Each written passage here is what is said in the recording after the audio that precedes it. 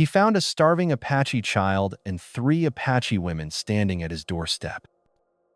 Before we dive into the story, don't forget to like the video and let us know where you're watching from in the comments. Reed Holston had always hated the north fence. It ran crooked through brittle brush and sun-scorched rocks, always needing mending, always too far from the cabin to bother with unless something pulled him out there. A broken post, a stray mule, or that gut-deep feeling that something just wasn't right. That morning, it was the last one. He rose early, same as always, fed the mules, checked the latch on the shed that never did hold right, ground his coffee by hand slow, steady, the way he did most things. His cabin, built from rough timber, with a roof patched in bark and blind faith, had stood quiet through the night. No sounds but wind, no visitors, nothing moved. But still, the unease gnawed at him. So he saddled up and rode toward the northeast fence, wind cutting through his coat, raw against his hands. The land was wide open, the kind that hid nothing unless it wanted to. Reed had long since learned not to look for what was there, but for what wasn't. And that's what caught his eye. At first, it looked like a lump of old canvas slumped at the base of a fence post. Maybe a coyote carcass or a burlap sack dragged by buzzards. But it wasn't. His boots crunched the frost-bitten ground as he dismounted. One hand hovered near his holster habit, not fear. His gut had already told him this wasn't danger. It was worse. A child. Apache, by the looks of him, 5 or 6 maybe, curled up tight like something trying to vanish. Barefoot, skin stretched over ribs, one cheek pressed into the cold dirt, lips split and dry, hands stiff, fingers discolored. He wore a thin buckskin shirt, torn at the sleeve. No coat, no blanket. Ash from a dead fire dusted his hair. Reed crouched and exhaled through his nose. Nothing moved. No footprints. No smoke. Just the boy, dying slow and quiet. He hesitated not because he didn't care, but because letting someone in again wasn't simple. Not out here. Not with winter pressing in. The last person he'd held in his arms was his wife, 6 years ago, in a bed that smelled of pine oil and sickness. Since then, it had been just him, the mules, and the silence. But this wasn't optional.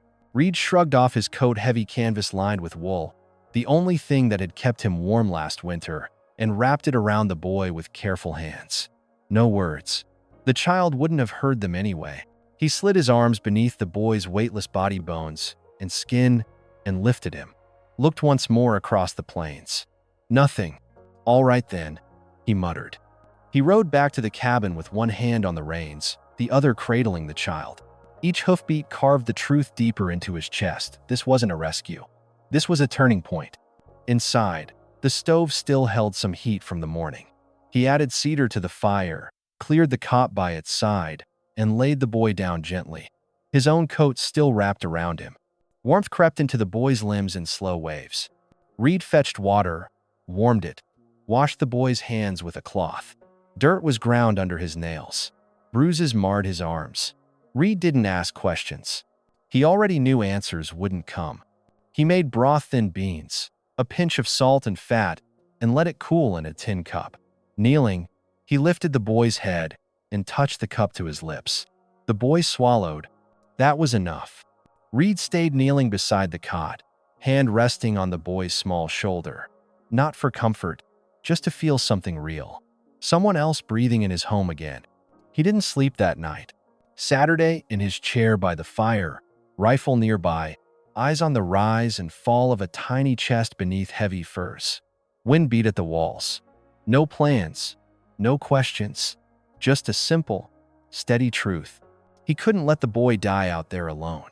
The boy didn't speak the next day, or the one after. He lay still most of the time, wrapped in Reed's coat, drinking when prompted, eating what he was given. When he was awake, his eyes followed Reed's every move. Not afraid, just watchful. Reed didn't press him, didn't ask for a name or a word. He kept his own routine, splitting wood, feeding the mules, checking the fence. But now, there was an extra plate on the table. He cooked more than one portion at a time. It wasn't something he thought much about. He just did it. On the third morning, just as the horizon began to silver, Reed stepped outside to gather kindling. The cold bit sharp, numbing his hands even through his gloves. The mule snorted and backed away from the fence. He turned, following the animal's gaze.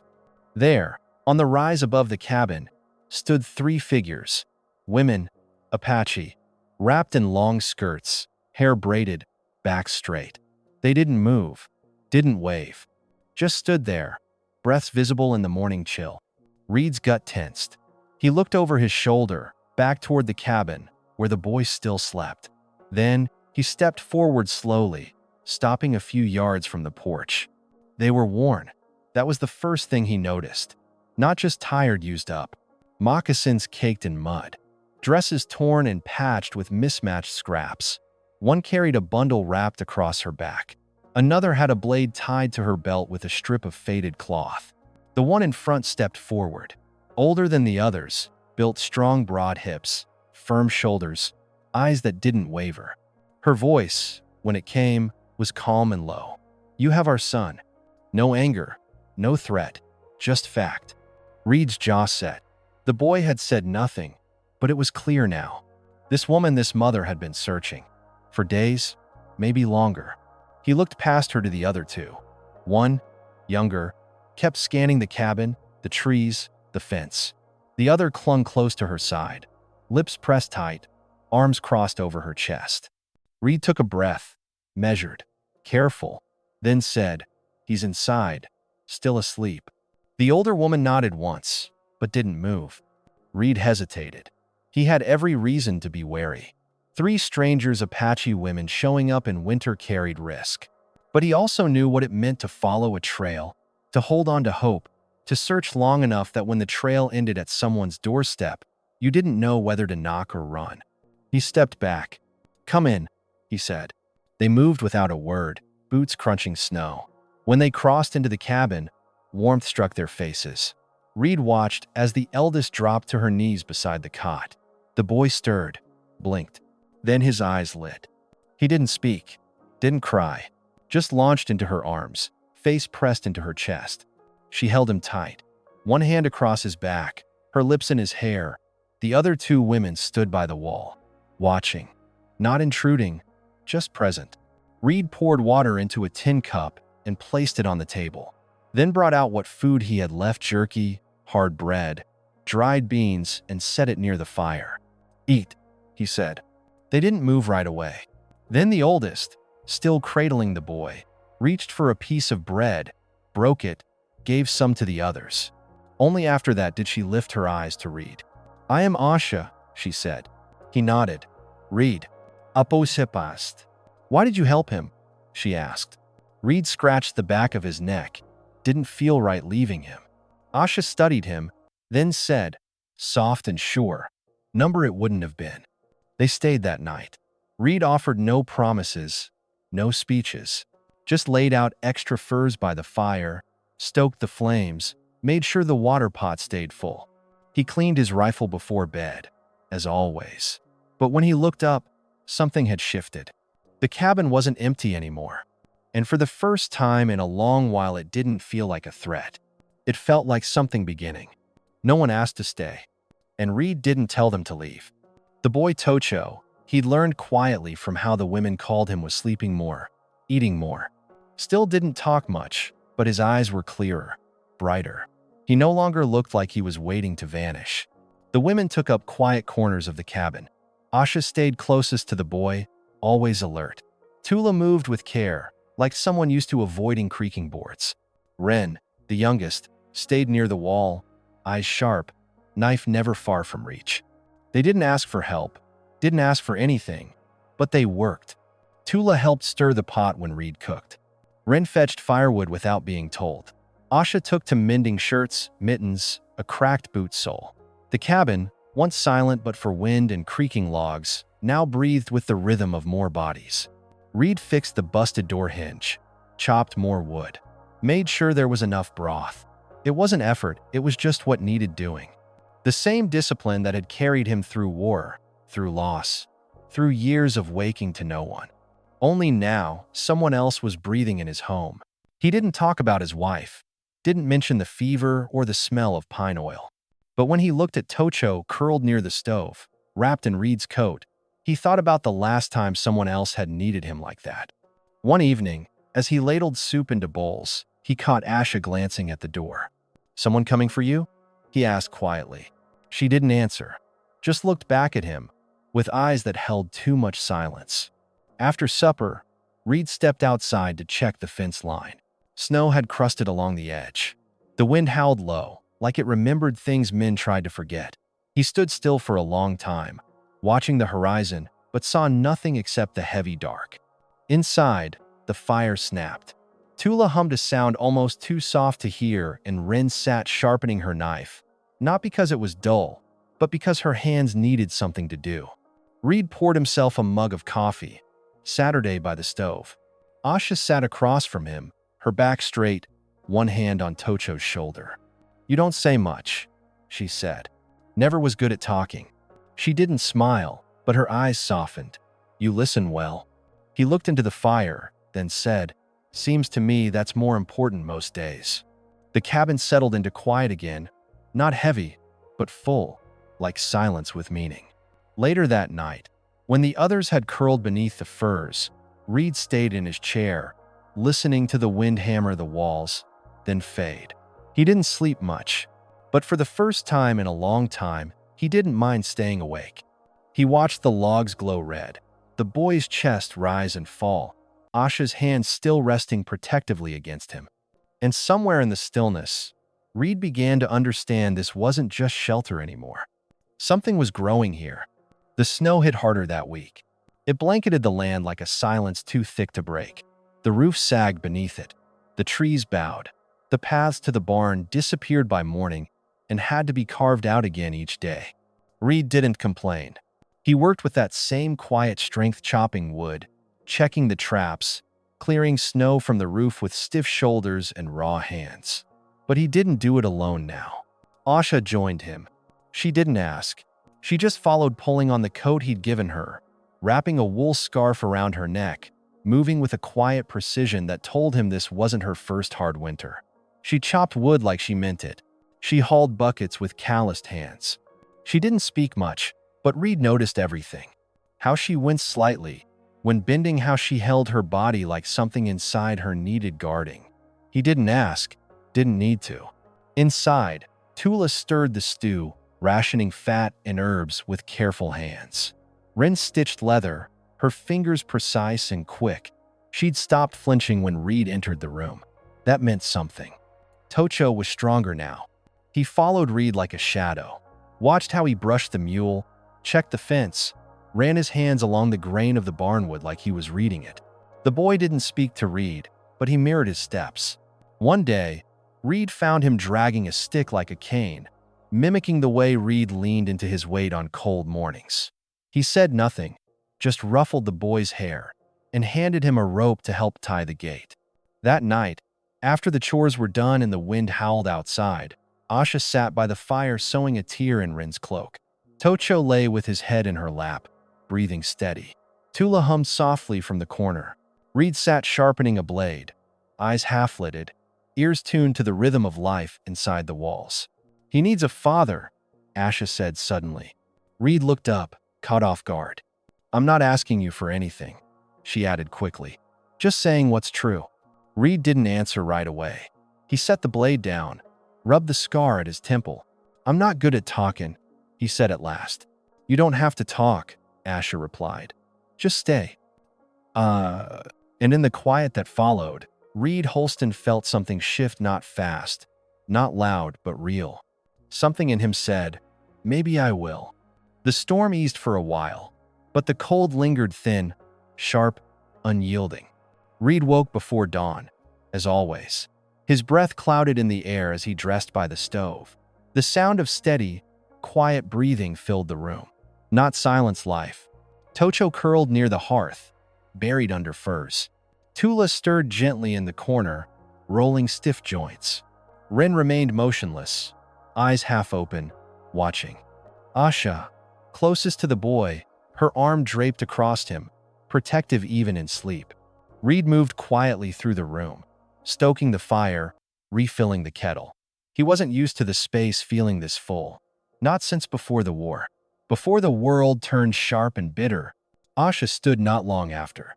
She wrapped his coat around her shoulders and followed him outside without a word. The morning air cut like a blade. She shivered, but didn't complain. "You're cold," Reed said. She didn't answer. Without thinking, he peeled the coat from his own back and offered it again. Her pride flared for a moment, but she took it. Their hands touched. Warm skin met calloused fingers. "You give that coat away too easy," she said. Reed gave a small shrug. "Only got one of you standing there shivering." It was the first time she almost smiled. They walked to the corral together. She didn't ask to help, but she did. When the feed sack slipped, she grabbed it. When the bucket tipped, she caught it. "You ever ride?" he asked.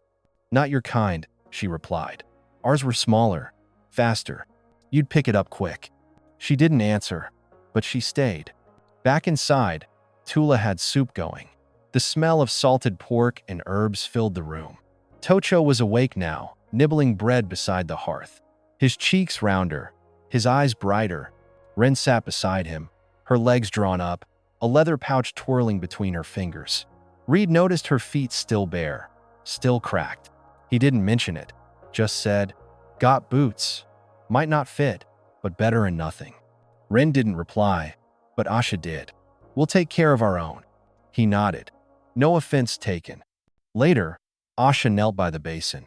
She dipped a cloth, crossed the room, and reached for Ren's foot.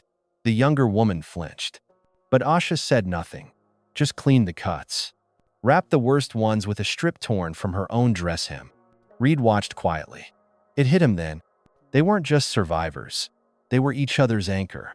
Sisters not by blood, but by fire, by choice, by pain. That night, as wind rattled the windows and firelight flickered low, Asha lingered near the door. "Worried someone's still out there?" Reed asked. "A pause. The men who burned our camp, they won't come this far. Not on foot." "You sure?" "No," she said. "But they think we're dead. Dead things aren't worth chasing." Reed nodded. "You're not alone here." She turned then, slowly. The firelight lit the curve of her jaw, the soft skin where his coat had slipped from her shoulder. "You didn't ask for this," she said. "No one did. Still, you didn't close your door." Reed didn't speak, didn't need to. Asha sat by the fire, close but not touching. Their knees nearly met.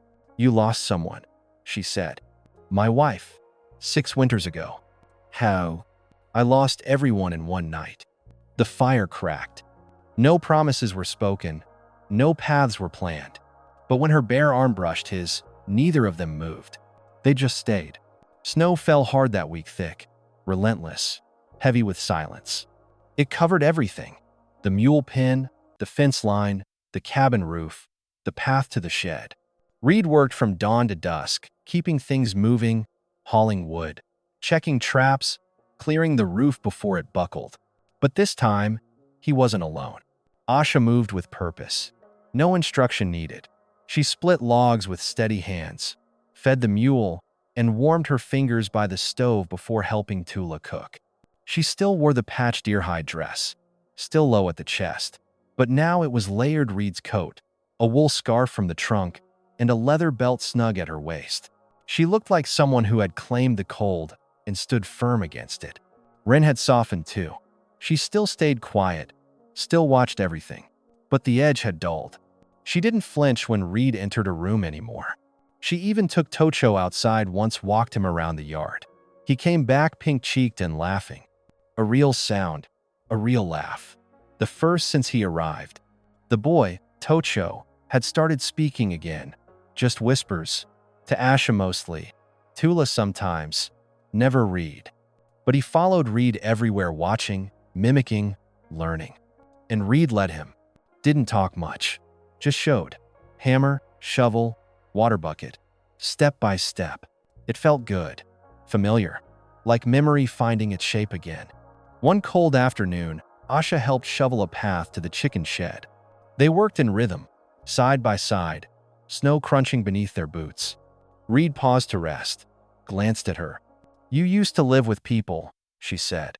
"Yeah. Soldiers. Scouts. Then cattlemen. Then just me. And her. Asha nodded toward the cabin. Your wife? Died right there. In the bed. A long silence. It's a good place to die, she said. Warm. Covered. N. Reed didn't answer. Just dug into the snow again. That night, rabbit stew simmered on the stove. The wind howled. Tula stitched a rip in Rin's sleeve.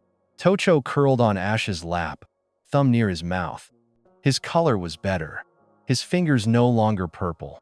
Reed sat sharpening his knife, half listening, half sensing. Asha looked down at the boy, then up at Reed. He needs a father. The words hit hard. Reed stiffened. She saw it. I'm not asking for anything, she said. Just telling you. Boys without men grow wild. Or hard. Or both. Reed leaned back, stared at the fire. I'm not much for talk. You don't need to talk, she replied. Just stay. Later that night, the others were asleep. Reed sat near the stove, cleaning his rifle. Asha approached silently, barefoot, wrapped in his coat. She touched his shoulder, just a gentle brush. Reed didn't move. He let it stay. No promises, no plans. But something deep inside him began to thaw. The snow didn't let up. It settled heavy on the land, pressing down on the trees, blanketing the hills, silencing the world. Inside the cabin, life adjusted. Reed worked methodically, clearing the roof, feeding the animals, hauling wood. His hands were cracked and raw, but steady. Tula rationed the firewood with uncanny skill, small stacks that somehow burned just long enough. She moved with the rhythm of someone who had survived worse. Ren was quieter than ever, but now she moved beside Tula, not behind. They didn't speak much, didn't need to. Tasks simply passed between them like water down a channel. And Asha, she no longer stood apart. She was beside Reed now. Not clinging, just present. She helped lift water buckets, brushed snow from the mule's back. Saturday beside him, as he whittled or relaced old boots. Sometimes their shoulders brushed in passing. Not accidental, not uncomfortable, just real. That night, after Tocho had gone to sleep and the women settled into their quiet rituals, Asha came to Reed while he worked on a broken latch. You never asked what we were before, she said. He didn't look up, didn't think it mattered.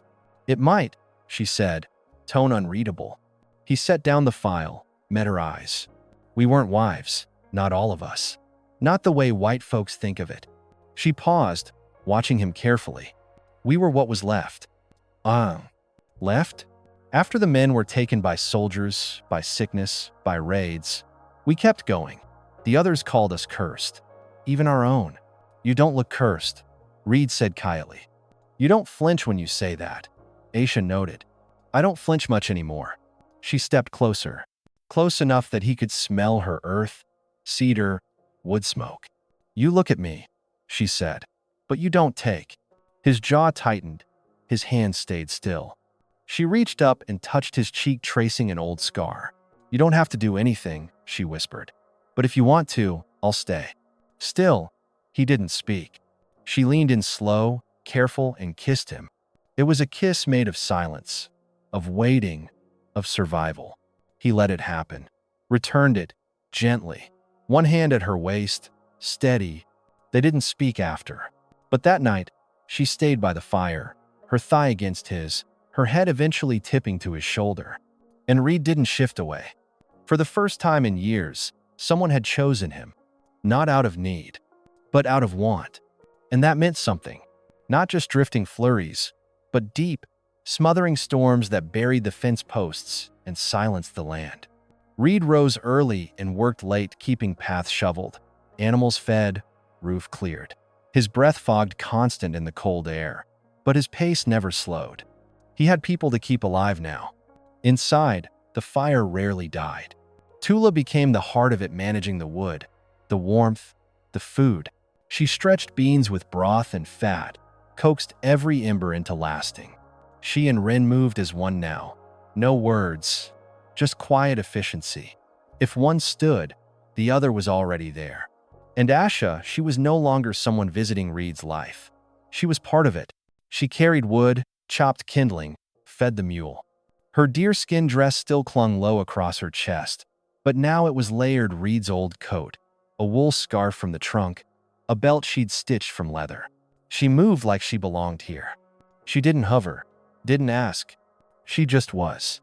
That evening, after Tocho had been fed and curled beside the hearth, Aisha approached Reed at the workbench. "You never asked what we were," she said softly. He didn't turn.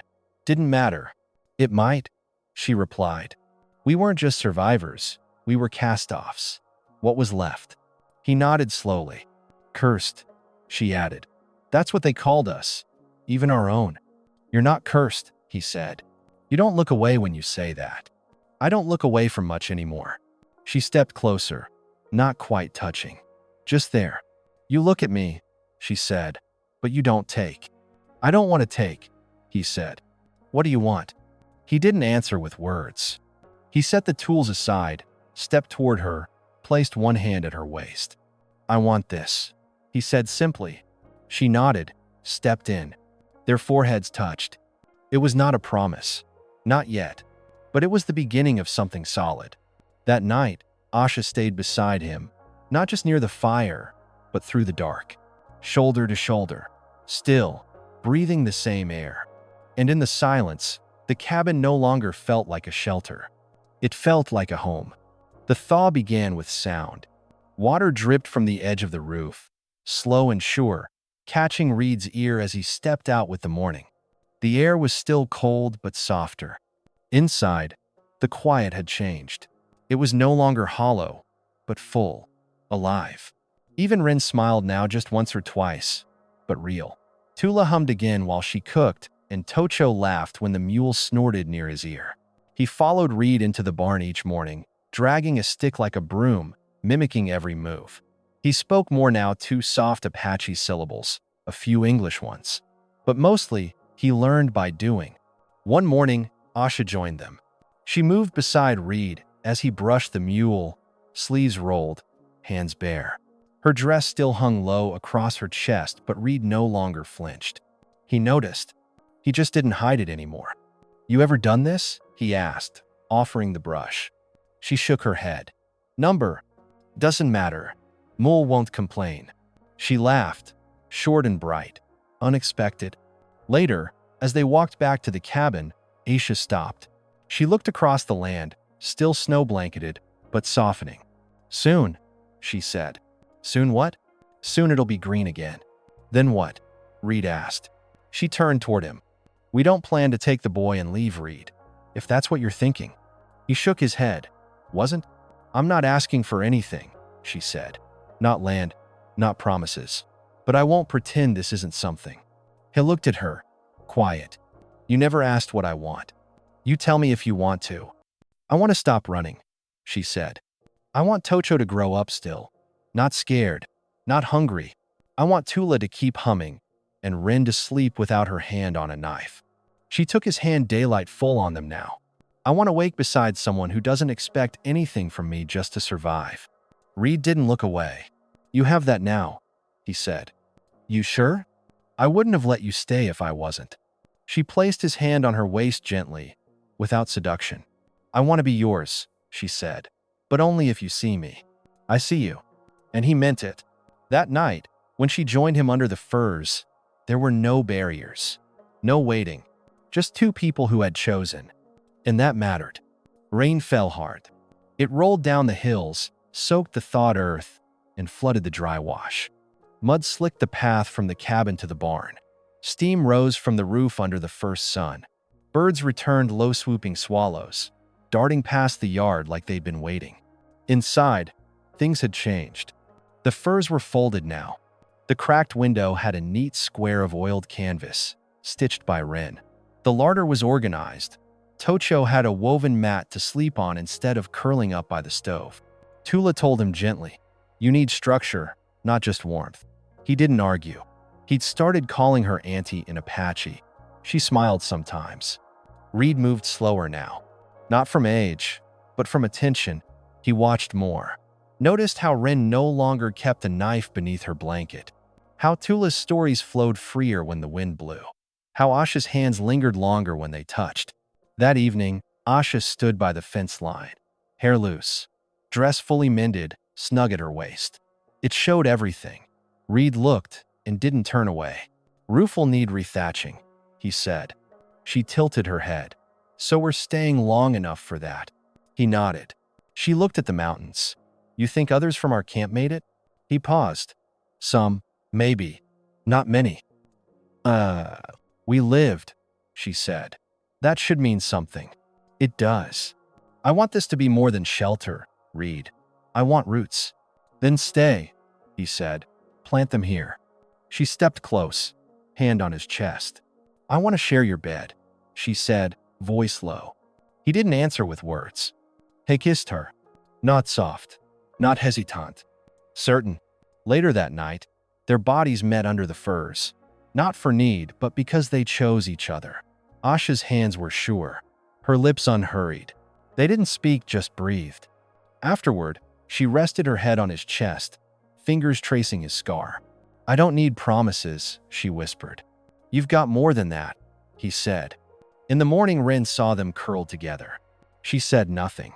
But when she brought water inside, she set it down gently like something sacred had shifted. And it had. Chapter 11. Spring. The thaw came quietly. Water dripped from the roof in soft rhythms. The light shifted more yellow than silver. Birds nested under the eaves. The creek, once dry, now ran clear and steady. Life inside the cabin had settled. Tocho spent more time outside than in. He helped Reed mend fence lines, learned how to gather kindling without hurting young saplings. He spoke in half English, half Apache, his voice careful, precise. Ren rarely spoke more than a few words, but she was always moving, hauling water, fixing leather, organizing tools. She had claimed the tack wall and ran it better than Reed ever had. Tula gardened. She coaxed life from stubborn soil, hummed when she worked. That sound now belonged to the cabin like the creak of wood or the crackle of fire. And Asha had become something Reed didn't dare name aloud. She didn't ask for change, didn't demand words, but she stayed. Every night, curled against him beneath worn furs. Every morning, her fingers touched his arm, his chest, his jaw just enough to say, "Still here." They never said marriage, but they'd already chosen each other in silence, in staying. One day, Reed built a second chicken pen. Tocho helped, hammer in hand. At dusk, when the last nail set, the boy turned to him and asked, "Can I call you father?" Reed didn't answer at first. He looked down, throat tight. "You already do," he said. That night, he gave Tocho his old Union belt buckle, worn smooth from years of silence. The boy cradled it like it mattered. On the porch, Asha stood with a hand on her belly. No one else noticed yet, but Reed had seen. The way she moved slower, held herself differently, protective.